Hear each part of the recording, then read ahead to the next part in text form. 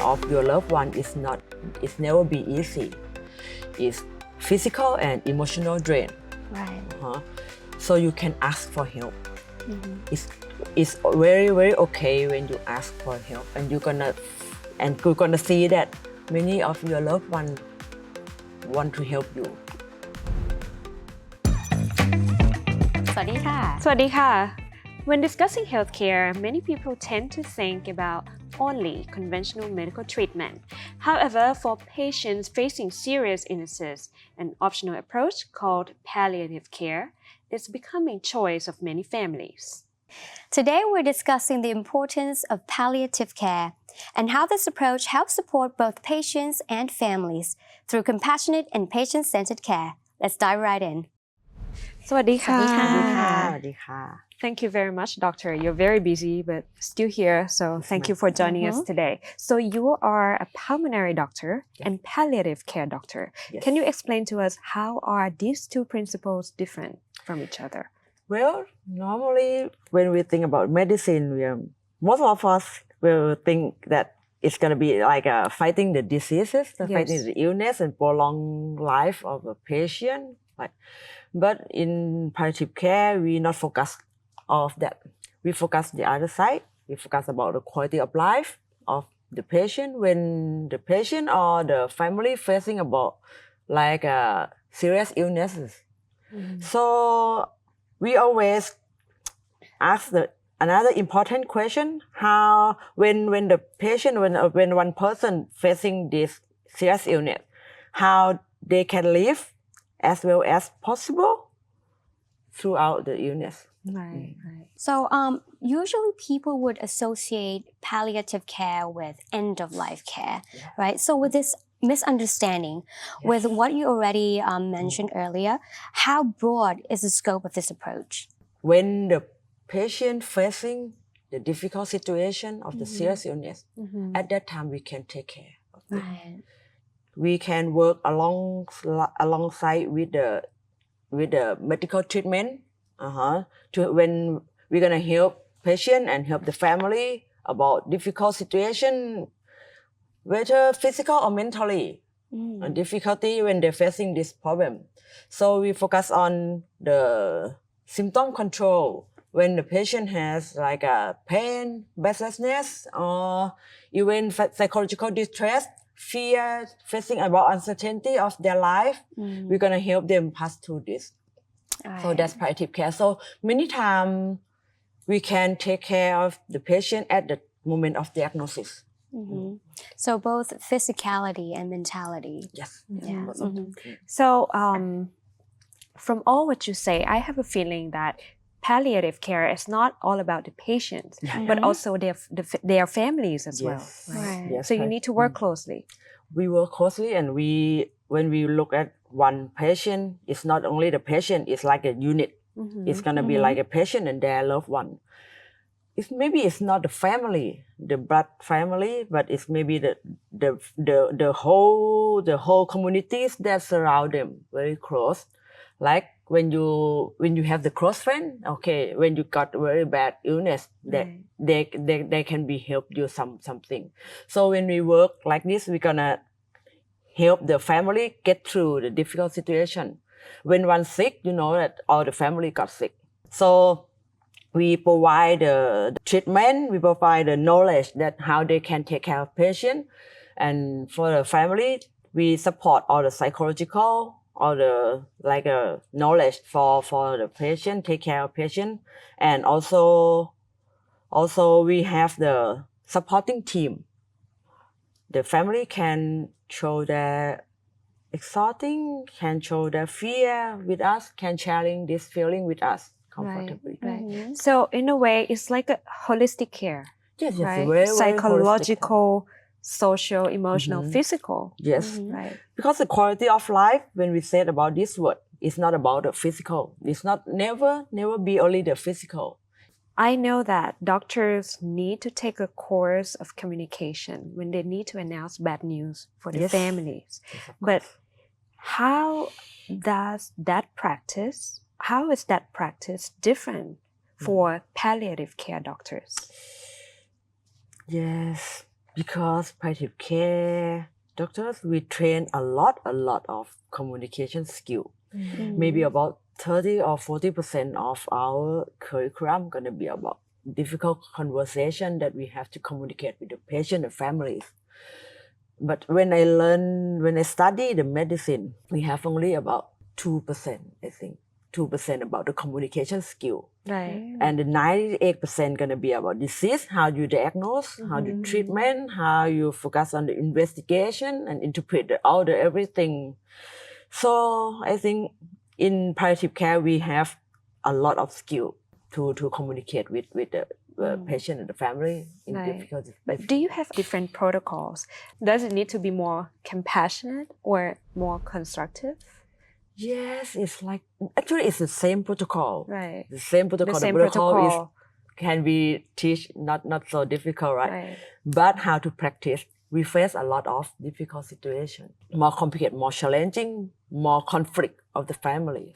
Right. So it's not just about giving hope to the patients, but we're letting them know that they can be happy even with palliative care, right? And communication is one of the strong points in taking care of the patients as well. And from a doctor's point of view, do you think, is it important to listen to patients' wishes, especially when it comes to, like deep personal decision of their care? Yes, actually the listening skill is one of the most important skill in palliative care area, because when we discuss about his life, it's not about his disease, his or her disease, or his or her illness. It's not like that. It's going to be about life and how they live for the whole life until we met at that time. And also what goal of care, what value that they think this matter to them the most. We have to communicate about this. It's not about offer the option, what I can do for you, 1, 2, 3, 4, I can do for you. It's not going to work like that. It's going to be help the patient reflect themselves very clear and facilitate with the family to listen and respect what the patient really want at that time. We facilitate all of this, and when we create the safe conversation, they can express what inside deeply. That's our skill. Right. So we create this safe environment so that they feel safe and also make proper decisions. Actually, it's gonna be like help family and patient less regret with every decision. During the patient's journey, when do the families could decide if they need to take the patient to receive palliative care? Oh, that's a very good question. Yeah. It's not at the first time. I think when they face with the difficult situation with living with the serious illness, even the physical or the mental, it's about when you feel difficult dealing with the serious illness. When you don't know what to do anymore. Like, we don't know what to do anymore. You feel not happy with your life anymore. Right. When you have this illness, you can see the palliative care doctor and ask them what we can do for you.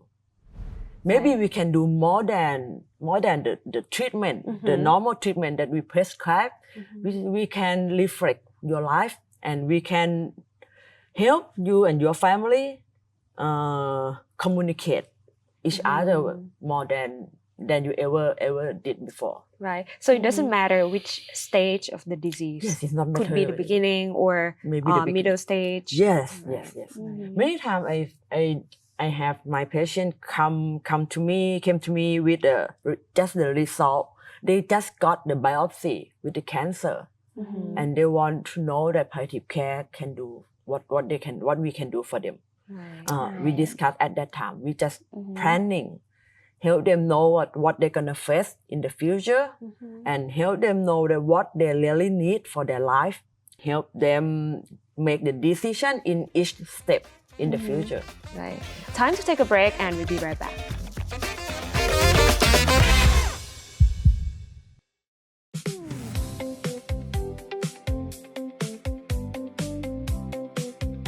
Revitalizing Thailand's secondary cities through cultural capital and local identity is becoming a key mechanism for strengthening the grassroots economy and driving the country's soft power onto the global stage.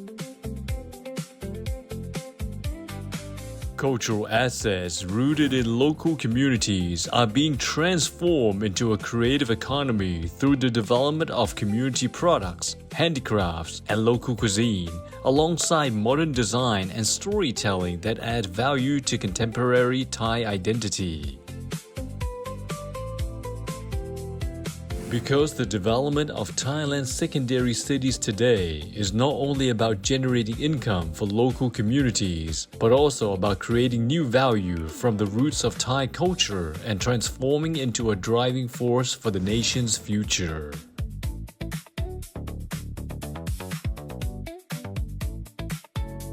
As secondary city tourism continues to gain popularity, Ranong Province has become one of the destinations attracting increasing attention from travelers. With its rich natural beauty and tourism experiences that combine relaxation and wellness, Ranong offers a unique travel experience unlike anywhere else.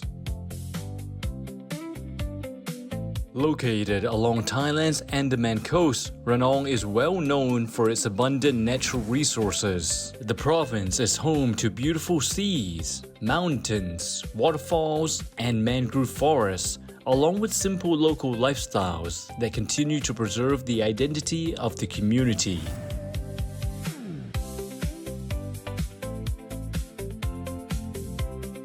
At the same time, Ranong is also recognized for its wellness tourism. One of the province's highlights is the famous Raksavarin Hot Springs, a natural mineral hot spring located in the heart of the city, where visitors can relax and rejuvenate in a tranquil, natural environment. Wellness tourism has become one of Ranong's key strengths, responding to the lifestyle of modern travelers who value relaxation together with physical and mental well-being. Beyond its natural attractions, Ranong is also known for its fresh seafood and diverse local culture, reflecting the unique charm of this coastal border province on the Andaman Sea. Although it is considered a secondary city, Ranong is emerging as a destination that perfectly combines nature, tranquility, and wellness tourism.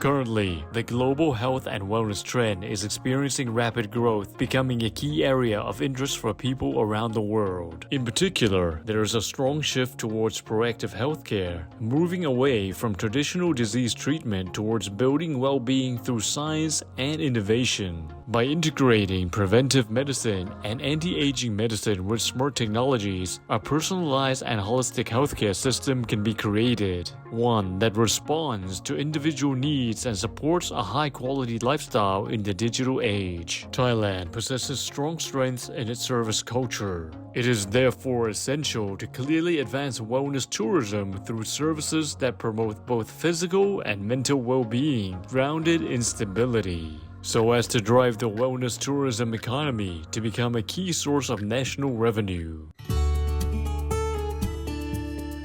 สมัยนี้นะครับสุขภาพกายกับสุขภาพใจต้องมาคู่กันร่างกายแข็งแรงหรือร่างกายเหนื่อยล้าเนี่ยก็ส่งผลต่อสุขภาพใจหรือสุขภาพจิตของเราเหมือนกันด้วยวิถีชีวิตของคนสมัยใหม่ทุกวันนี้ครับเราทำงานจนเครียดแบบสะสมเครียดจากสภาพแวดล้อมเครียดจากสภาวะเศรษฐกิจมันก็จะส่งผลต่อร่างกายของเราด้วยทุกวันนี้นะครับศาสตร์ของการดูแลสุขภาพแบบบูรณาการเนี่ยครับเป็นที่สนใจและกำลังเป็นที่ยอมรับโดยเฉพาะในประเทศไทยของเราเองด้วยเรามีจุดเด่นมากๆเลยก็คือในเรื่องของบริการต่างๆเนี่ยคนไทยเป็นที่หนึ่งในโลกอยู่แล้วและที่สำคัญประเทศไทยมีเทคโนโลยีการรักษาที่ทันสมัยควบคู่กับศาสตร์โบราณรักษาร่วมกันจะได้ผลลัพธ์ที่ดูแลทั้งร่างกายให้กลับมาสุขภาพดีสมดุลแข็งแรงแล้วที่สำคัญจะส่งผลต่อสุขภาพใจสุขภาพจิตของเราให้สมบูรณ์แข็งแรงด้วย ทั้งหมดเนี่ยครับเราเรียกว่าสมดุลสุขภาพดีการให้บริการทางการแพทย์บูรณาการหรือ wellness tourism เนี่ยครับกำลังเป็นที่นิยมอย่างมากในนักท่องเที่ยว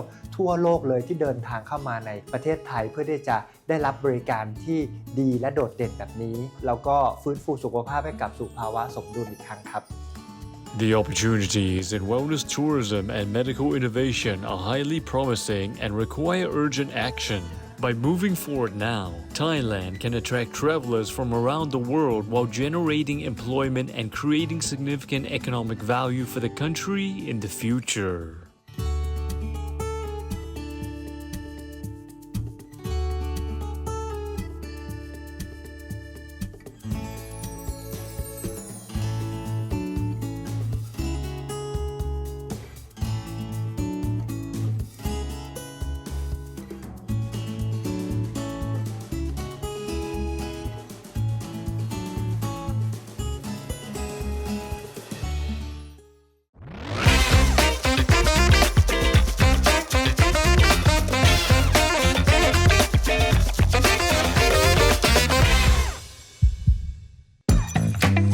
Welcome back to Thai Pulse. So, doctor, now let's talk about the healthcare system and palliative care in Thailand.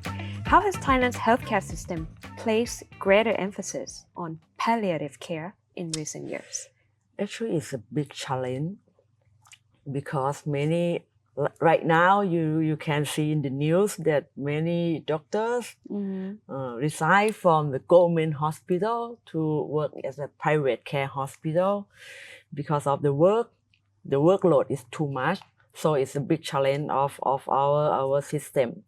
So I think for the policies, you have to have a workflow, some kind of workflow that the person who work in the palliative care have the career path to grow up like even in the nurse who work as a palliative care, many hospitals don't have the position for them. They have to work like a volunteer. They have to use their free time to work for the palliative care patient. So it have to be policies for each hospital to have the career path for them. For the doctors, we have to integrate the palliative care knowledge much more when they study 6 years in the doctor in the university hospital. So you're a doctor at Koon Hospital, right? So how does Koon Hospital approach palliative care, and also how does your hospital support patients in the community? Yes, we believe that the good palliative care have to goes beyond the hospital wall. So when we discharge our patient, go back to their house, their home, or their communities, we work very close with the family and the communities to support them. Sometimes we work with the local hospital to provide care, go to their home when we cannot, like that. We send all the essential important document to the facilities nearby their house. So you make sure to get feedback as well, yes, of course, of how they're doing even after they have been gone back to their community, gone back to their home, right? In Koon Hospital, I can say that 100% of our patients, when discharged to their home or their local hospital, we get connect 100%. Right, that's great. And we also take care of their families even after the patient passed away, because it's one of our care too. So at the end, you become member of their families too. Many times, Yeah, yes, many because times. you're with them when they're really in need. in the difficult situation. Right. Okay, let's go back about the challenge in providing palliative care in government hospitals, for example. You were talking about that. And it sounds to me that in Thailand, palliative care is like a luxury. You know, it's something Privilege. it's a privilege. It's not a basic treatment, but it should be. What about in provincial areas or smaller communities? How do patients receive such kind of treatment? Actually, in the communities hospital, we have or small. The staff in the provincial Which area, works very well. which work very well, yes. Yeah. But they can contact with the nodal hospital to provide some kind of treatment, kind of knowledge, and they are the connecting system from the patient what they need to the nodal hospital. I think this system is work very well in the provincial area or in the very distant place, but it still have the big challenge about the number of the healthcare system. I would say aging society is increasing, right? But the younger generations are decreasing. But of course, the future is the younger generation. So from a doctor's point of view, how would you train a younger generation health professionals to better take care of themselves emotionally and physically as well, to be ready for patient care? It's very difficult actually because in the curriculum of the doctors when we study in the 6 years of medical school, is occupy all the curriculum with the treatment and the diseases. It's very small portion of palliative care to be inserted. Maybe I think about 1 or 2 hours in the 6 years. So for me, I think we have to insert a big curriculum actually about humanity, compassionate communication, because it's important as same as the knowledge of the medical about the communication, about this soft skill. I think it's important. Right. Let's talk about your team. How many team members do you have now? In your hospital? In my hospital, 90. 90. So how do you everybody needs to receive proper training, special training before, right? And how do they cope with, how do they actually take care of their own mental health? We face about grief, a lot of grief when we work. So first thing is good team support. When they stay together, I can create or facilitate some kind of safe conversation. They can reflect their work. They can reflect how they feel about what happened to this family. Because when we take care of one family, it's not about 2 days, 3 days. It's gonna be like 1 or 2 months. We very close to the patient and the family. So when the patient and family when they pass away, of course we feel something. And it's okay if you feel something. I told everyone in my hospital, it's okay because you are human. Right. Because you work with a human and you can love them. And of course, when you lost your loved one, you can feel, you can express, you can cry. It's not professional thing, it's human things. You can cry, and I think about team support is one of the mainly supporting system. And another thing is, I think many of my staff, they can find meaning in their work. And this is very sustaining.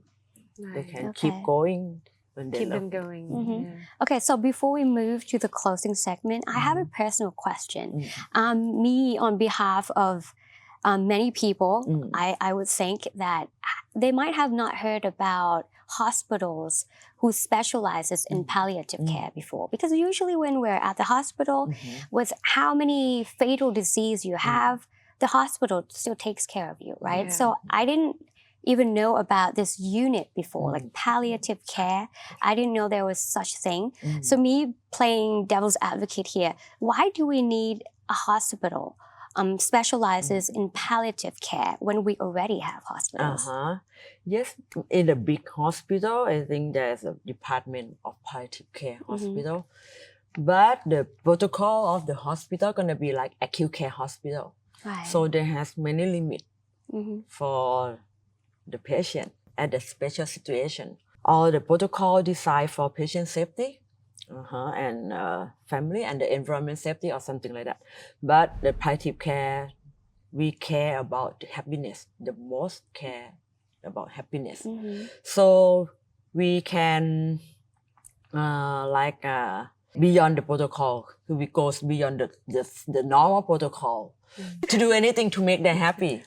So, from my understanding, if you're at the hospital, sometimes it makes you feel miserable because you're being treated and you don't know when you're going to be, back to normal again. But at palliative unit, it's like your mentality is already there. Like, you're happy to go or you're happy to stay. It's just I think hospitals is more of a physicality treatment, but palliative is more on the emotional side.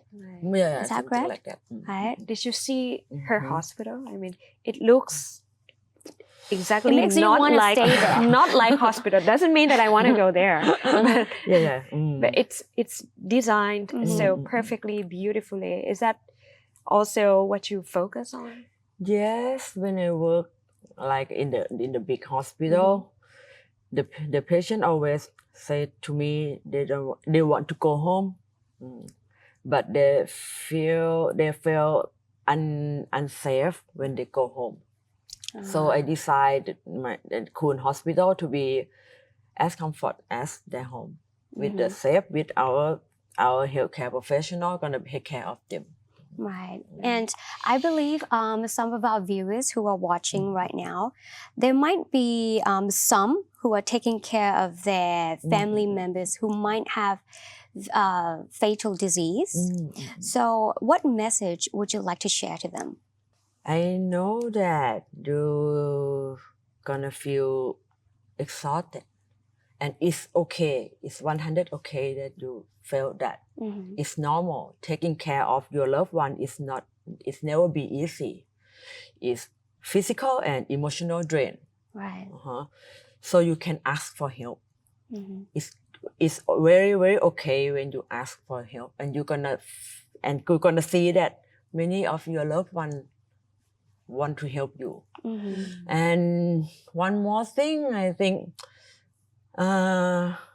people want to do everything perfect, but the taking care of your loved one, the perfection is not mean that you do everything no mistake. It's not gonna work like that.